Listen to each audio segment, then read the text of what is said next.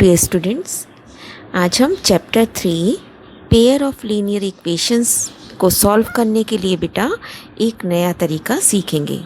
तो जैसा कि आप जानते हैं कि हमारे को एमसीक्यू टाइप क्वेश्चंस करने हैं इस पर, तो एक ऐसा तरीका सीखते हैं जिससे हमारा टाइम भी सेव हो जाए और काम बहुत ही मिनिमम स्टेप्स में हमारा कंप्लीट हो जाए। देखिए कैसे करते हैं। तो बेटा ये आपके सामने देखिए दो इक्वेशंस हैं, लीनियर इक्वेशन है, पावर 1 है क्योंकि, और इक्वेशंस हैं, ये सब हम जानते हैं बहुत अच्छी तरीके से। और इससे पहले हम इसे सॉल्व करने के लिए एलिमिनेशन और दूसरे मेथड सीख चुके हैं ना। तो अब आप देखते हैं कि किस तरीके से और इन्हें सॉल्व कर सकते हैं। आपको क्या करना है बेटा, देखिए सपोज मैं इसको x की वैल्यू डायरेक्ट निकालना चाहती हूँ। I will write down x here. अब आप क्या करेंगे, ये दोनों टर्म, इसके कोफिशिएंट को इसके साथ मल्टीप्लाई करेंगे और y के कोफिशिएंट को इस तरीके से क्रॉस मल्टीप्लाई करेंगे। यानी कि अगर आपको जब x फाइंड आउट करना है,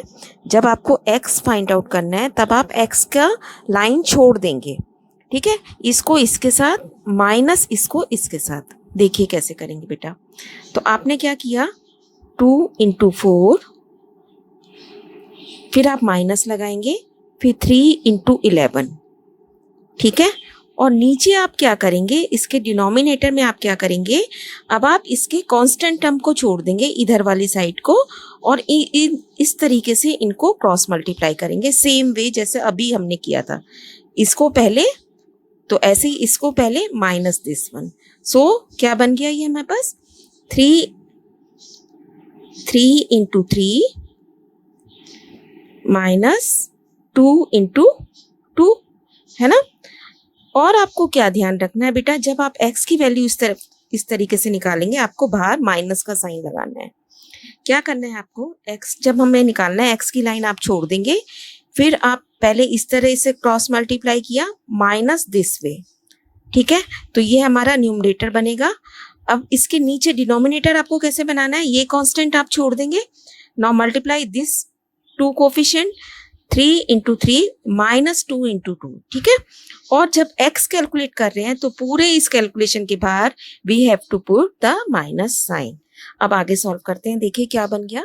आप इसकी प्रैक्टिस करेंगे ना, देखना कितना बहुत ही जल्दी आपको मजा भी आएगा बेटा, क्योंकि हमें अब की बार कोई मेथड वहां पे स्पेसिफाई नहीं करना है। तो इट बिकम्स 8 - 33, और नीचे क्या बन गया, 9 -2 × 2, इट वॉज 2 × 9 - 4। तो क्या बना देखिए, -25/5,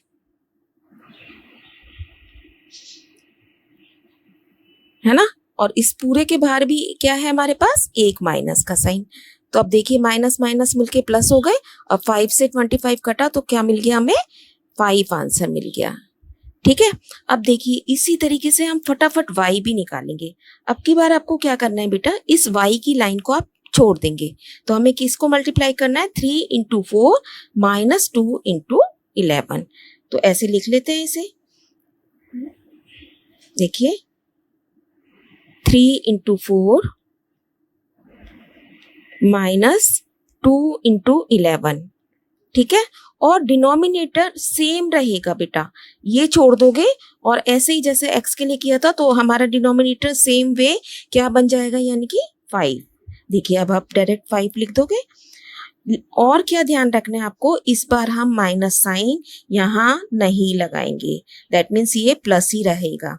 तो हमारे पास क्या आया सॉल्व करके, 12 - 22 डिवाइडेड बाय 5। तो ये बन गया -10/5, इट इज -2। तो फाइनल आंसर विल बी 5, -2। आपको पता ही है x पहले लिखना होता है ना। तो देखें आप, कुछ मेरे को लगता है बेटा आपको भी अच्छा लगा होगा। देखते हैं अगला क्वेश्चन। नेक्स्ट देखिए, अगेन x फाइंड आउट करते हैं। ध्यान रखना है माइनस लगाया बाहर, फिर 9 को 11 से पहले, सो इट इज 9 × 11 ब्रैकेट डाला, minus 2 × 47 bracket closed, divided by 4 × 2 minus 9 into 1, x का कोफिशिएंट नीचे 1 है ना। तो ये बन गया हमारा -99 minus 94 upon 8 minus 9।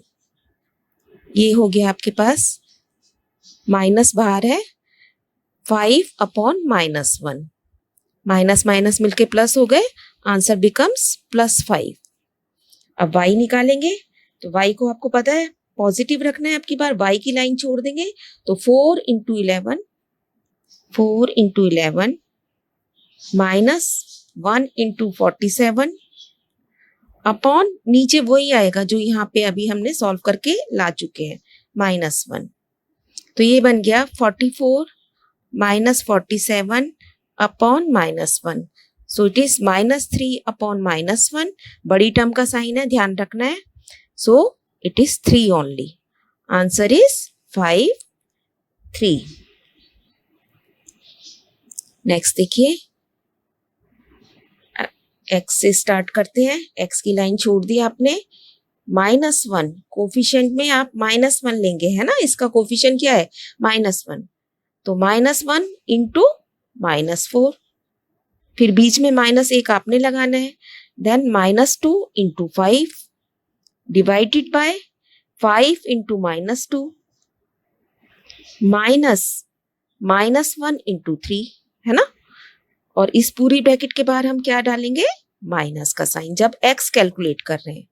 So it will be minus minus plus हो गए बेटा गुणा करते time, 4 again this is plus, 4 + 2 ये हो गया 10, और नीचे हमारे पास आया -10 + 3,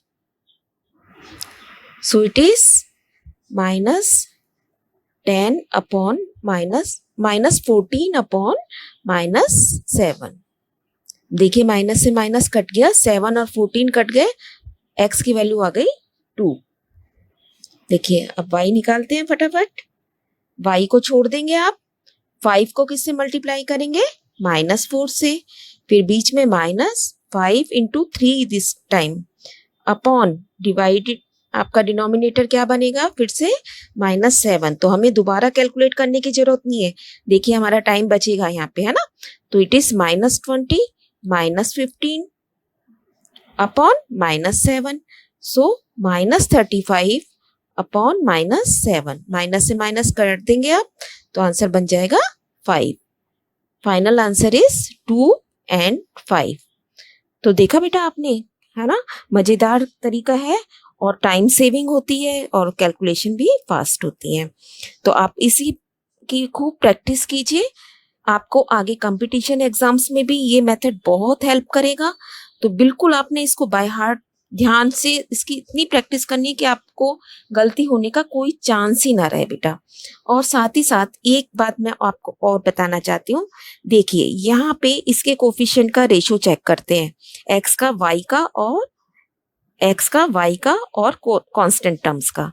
तो ये x का कोफिशिएंट हमारे पास क्या है 12/16, और इसका रेशो क्या बनेगा 20/15, और यहाँ कांस्टेंट का रेशो क्या है 3/4।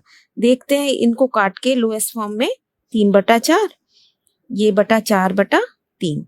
तो आपको कुछ ऐसा दिख रहा है, कोई ऐसी टर्म्स दिख रही हैं जहाँ रेशो सेम है, तो आप देख रहे हैं इसका और इसका रेशो सेम है, यानी कि x के कोफिशिएंट का रेशो कांस्टेंट के इक्वल है ना।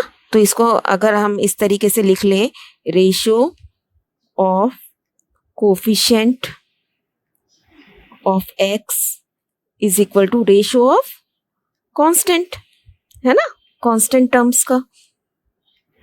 तब आप क्या करेंगे बेटा, इस केस में आप फौरन समझ जाएंगे कि जो दूसरा वेरिएबल है y वो 0 होगा। ठीक है बेटा, अगर x का रेशो, x के कोफिशिएंट का रेशो कांस्टेंट के इक्वल आ जाता है तो y क्या होगा 0 होगा। अब y अगर मैं 0 रख दूं किसी भी एक इक्वेशन, तो आपको सेकंड आंसर आप बड़ी जल्दी से निकाल लेंगे, यानी कि 12x = 3, that means x is equal to 1/4। तो फाइनल सॉल्यूशन क्या बनेगा इस केस में 1/4 एंड 0। ठीक है, और ऐसे ही इस क्वेश्चन को चेक करते हैं, यहाँ पे रेशियो चेक करेंगे जब हम 4/3, 5/10 एंड 10/20। तो जब आप काटोगे बेटा, इसको देख रहे हो आप, यहाँ 1/2 आएगा और यहाँ पे भी 1/2। यहाँ हम देख रहे हैं कि इन दोनों का, y का और कांस्टेंट का रेशो सेम है ना। तो अब की बार कौन जीरो होगा? x जीरो होगा। ये छोटे छोटे टिप्स हैं बेटा जो हमारी एमसीक्यू सॉल्व करने में बहुत ही ज्यादा हेल्प करेंगे, बहुत ही ज्यादा। आपको इतना अपने आप में भी अच्छा लगेगा कि अरे हमारा तो बिल्कुल टाइम भी बच गया और क्वेश्चन भी हमारा कंप्लीट हो गया। नाउ अब आप क्या करेंगे, जब x जीरो है तो x तो आपको पता ही हट गया क्वेश्चन में से। हमारे पास क्या इक्वेशन बची, सिर्फ किसी भी एक से हम आंसर निकाल लेते हैं। 5y = 10, y = 10/5, that means 2। तो आंसर विल बी 0, 2। ठीक है बेटा, तो मेरे को पूरा पूरा होप है बेटा कि आपको ये मेथड बहुत अच्छा लगा है और बहुत प्रैक्टिस करेंगे जिससे कि आपके आगे भी लाइफ में ये काम आए। Keep on learning